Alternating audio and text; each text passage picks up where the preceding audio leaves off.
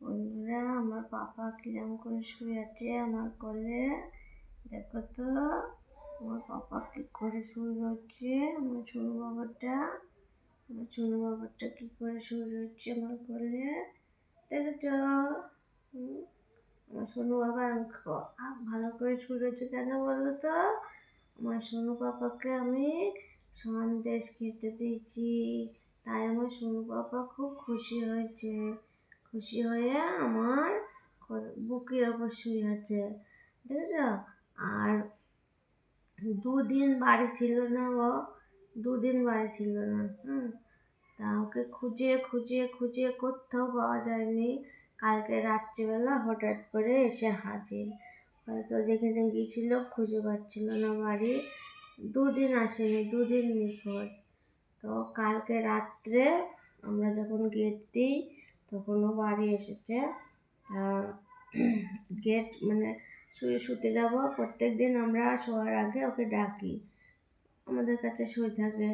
না বারান্দায় থাকে, বারান্দায় ও থাকে না, বারান্দায় আরেকটা আছে সে থাকে, আর এ আমাদের কাছেই শুয়ে থাকে।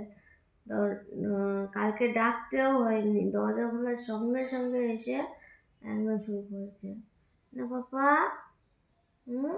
আর আজকে দেখো আদরটা দেখো, দুদিন নিখোঁজ আর আজকে আদর দেখো।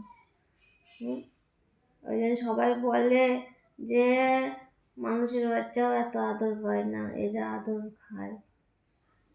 শুধু একটা সব বাচ্চারই কিছু কিছু বাচ্চা যেমন একটা মানে থাকে, সেটা নেই, হয়। যেমন দুধ খেতে পারে না, দুধের সহ্য হয় না, বিড়াল মানেই দুধ খায়, কিন্তু এর খেলে পায়খানা করে। ওই জন্যে আমি একে দুধ খেতে দিই না, বারণ করে দিয়েছি।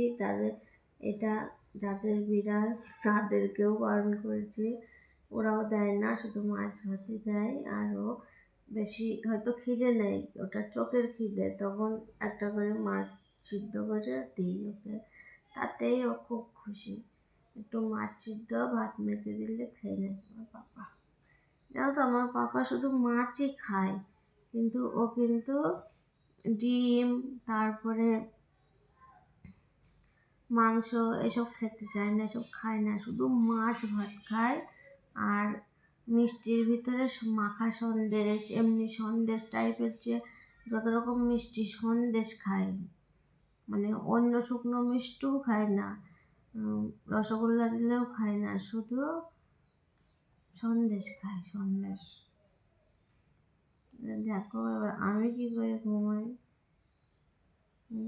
আমার ঘুম পাচ্ছে, আমি কি করে ঘুমাবো।